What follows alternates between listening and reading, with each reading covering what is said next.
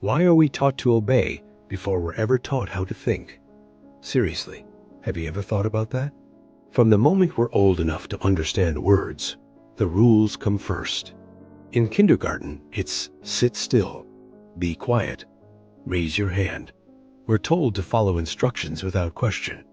Good behavior, which really just means compliance, is rewarded long before our natural curiosity is ever encouraged. We learn how to fit into a system before we learn how to question it. Think about it. We spend years perfecting the art of obedience.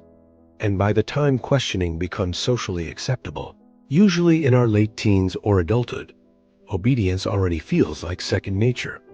It's a default setting we rarely think to change. So why is this the case? Psychologists have a term for it: authority conditioning. It's the process of training people to accept instructions from those in power without resistance.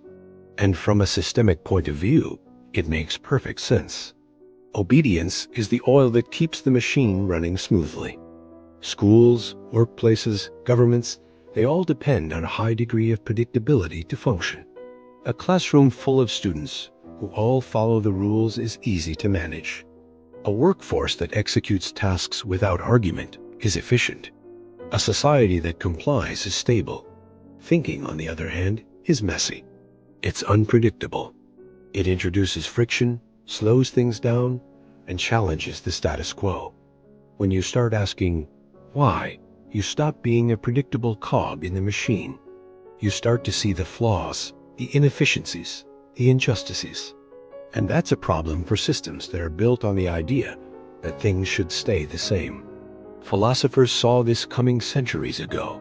Hannah Arendt, a political thinker who studied totalitarianism, famously wrote about the banality of evil. She argued that some of the greatest harm in history wasn't committed by fanatics or monsters. It was committed by ordinary people who were simply following orders. Unthinking people. People who had been so thoroughly conditioned to obey that they stopped feeling personally responsible for their actions. When obedience becomes the highest moral good, individual responsibility quietly vanishes. You're not accountable for the outcome. You're only accountable for following the procedure. This pattern is reinforced throughout our lives. We're praised for being a good student or a team player, which often means we're good at following rules, not at asking who made them or why they exist in the first place. Over time, this praise shapes our identity. Obedience stops feeling like a choice and starts feeling like a part of who we are. It becomes a virtue. I'm a rule follower. I don't like to cause trouble. These become badges of honor. In this kind of environment, critical thinking doesn't just feel difficult. It feels dangerous. It feels like an act of rebellion. Because once you truly start to question things, you might see things you can't unsee. You might realize that the rules you've been following don't actually make sense, or that the system you're a part of isn't as fair as you thought. You might see the cracks in the foundation, the inconsistencies in the logic.